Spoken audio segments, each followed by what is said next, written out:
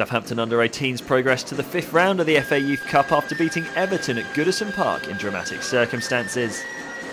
Anthony Limbrick welcomed back Harry Isted from injury and regulars Ollie Cook and Armani Little after their involvement with the under-21s the previous week. Everton's side included Ryan Ledson, who made his first team debut for the Toffees in the UEFA Europa League earlier this season. Saints had the first real chance of the game when Marcus Barnes tried to direct this ball home from a tight angle, but couldn't get enough power behind his effort. Everton attacked down the left-hand side with Callum Connolly, but the eventual shot from Kieran Dowell was straight into the arms of Harry Isted. Callum Slattery attempted a repeat of his wonder strike against West Ham in the previous round, but this effort was easily dealt with by Matthews Howelt. Niall Mason and Marcus Barnes produced a clever interchange to create this opportunity, but Mason's effort with his weaker foot was an easy stop for Hewelt. Callum Slattery played through Marcus Barnes to put him one-on-one, but his effort was foiled by a superb sliding tackle. Everton's Liam Walsh struck just over on the half-hour mark from 10 yards out with this effort. His reaction tells that he knew he should have done better.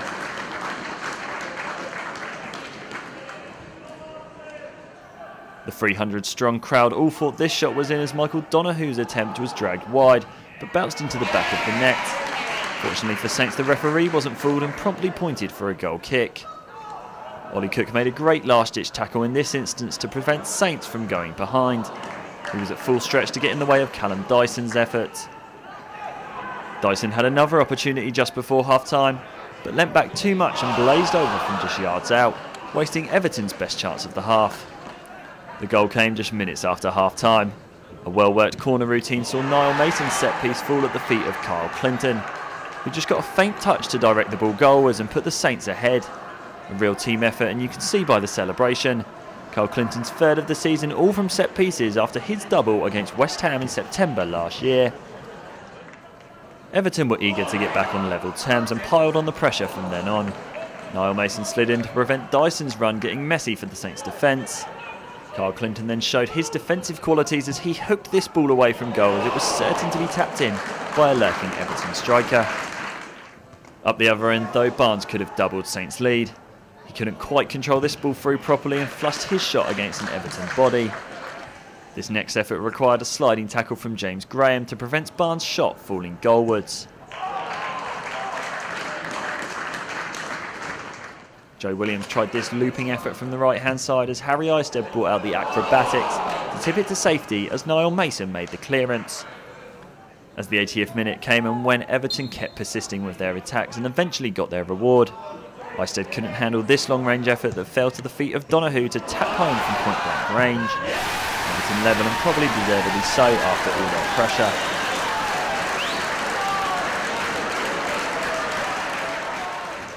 "90 minutes all square and the tie headed to extra time. Tired bodies and tired legs showed as Saints were lucky to get away with a few golden opportunities for the hosts. First substitute George Newell was thwarted by Niall Mason going to ground. And then this goalmouth scramble was somehow kept out. Look out for Harry Isted's impressive claw to keep out Harry Charlesley's effort. Saints off the hook.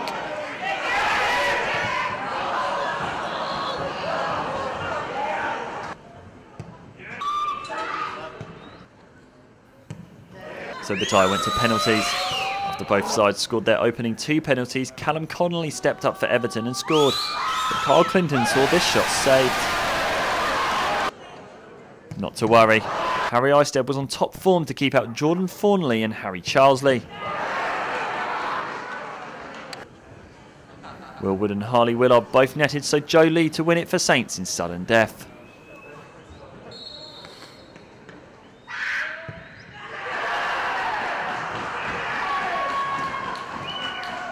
Saints through to the 5th round of the FA Youth Cup with a 5-4 win on penalties. Leicester up next at St Mary's in the coming weeks, and Anthony Limbrick couldn't be happier at his side's progression. I thought that we more than matched them sort of in the first half. I mean, they had periods of pressure in the first half, but throughout the game where we were defending, do you know what I mean, for long periods. And I think you're always going to get that when you play away from home. And we said earlier on in the week that Everton are a very good side, and they proved that tonight. I mean, they caused us a lot of problems. Second half as well, they're on top of us, and we sort of were 1-0 up, and then we're trying to hold on to that lead from a good set piece, well worked from Ollie Cook and Kyle to score the goal. So really pleased for him, and Callum played his part with a good ball from Niall Mason too. But having got that, I think we're trying to hold on to that 1-0 lead, and we just had a little lapse in concentration that got it to 1-1. But I think during extra time we were clearly dead on our feet and dropped right off and just defended for our lives really. I think we had sort of 4 or 5 people with cramp. We had clearances, headers. I thought Alfie and Amani were outstanding in the middle. 2 fullbacks as well. When Woody came on, he did really well, and same with Niall. And we just had to defend and see it through to that penalty shootout. And luckily enough, in that we kept our composure and ended up winning on penalties. So, yeah, all the boys are buzzing. We came out to try and get the win in the game. We tried getting it in the 90 minutes, but obviously it wasn't our game to do that. Hung in there for the whole of the extra time.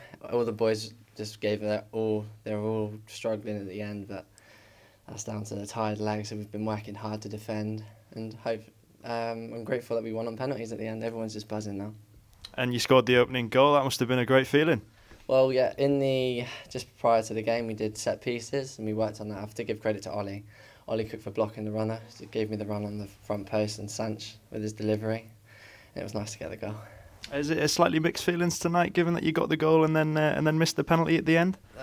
Yeah, I was disappointed in myself, but Harry pulled off that worldy save, so just have to make that one pass.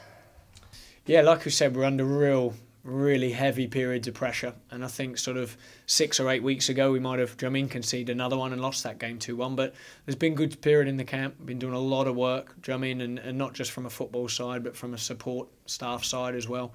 I think we're really well prepared from this game, from the physios to the S&Cs to like the logistics, and working with all the other coaches, and everyone's played their part in getting the boys prepared, and sometimes when it's tough and your backs are against the wall, you need to defend for your lives, and we certainly did that tonight. There's been a lot of excitement around the club in the build-up to this fixture. I imagine it'll be exactly the same when we go into the next round. Is it just about sort of managing the expectations now, or do you believe that you can go on and have a very good run in this competition this year? Well, we said before when we drew West Ham at home that any home draw's a good draw. So we're happy with a home draw against Leicester. We know them well. We've played them twice already this season. So I think we know them quite well and how they'll probably set up and play against us. So I know it's the old cliche, but we've got a game on Saturday against Arsenal that we want to perform well in and make sure the league form's good. So yeah, we'll look forward to that game. We'll plan and prepare and make sure the players are ready as normal. So yeah, even the game that we came up here, like you said, it was a big occasion, but we treated it like a normal game and made sure we were good and ready to go, and the players executed the game plan. So if we can do that again, then we'll have a chance. And finally, Anthony, just a word on Harry Eistead. Saved 2 penalties tonight. That was a crucial intervention from him, wasn't it? Well, it was, yeah, especially when we missed the 3rd penalty as well. So we needed a possibly an immediate save straight away, and he did that. I always fancy him from the penalty shootouts because he's a good shot stopper, and obviously missed the weekend's game through injury. So to come back in and do so well in the game was really pleased for him. So yeah, I'm really happy for him. Brilliant. Thanks. And Everton put you under quite a lot of pressure tonight. Were you quite happy as a centre-half to have withstood that pressure very well? It was okay. Like, defending for the whole game is risky, but I'm just so proud of the boys. We just defended from start to finish. We decided the right time to go on the counter-attack and scored a goal from a set-piece. Tried to hang in there. Didn't quite do that, but then we won in the end, so... And you really had to dig in at times tonight. It was a real team effort, wasn't it, from front to back? Yeah, like from Marcus Barnes closing the keeper down to the centre midfielders pressing to the back 4. We tried getting a high line. Couldn't do that in the end. We all had to drop off, but we just kept them playing side to side in front of us.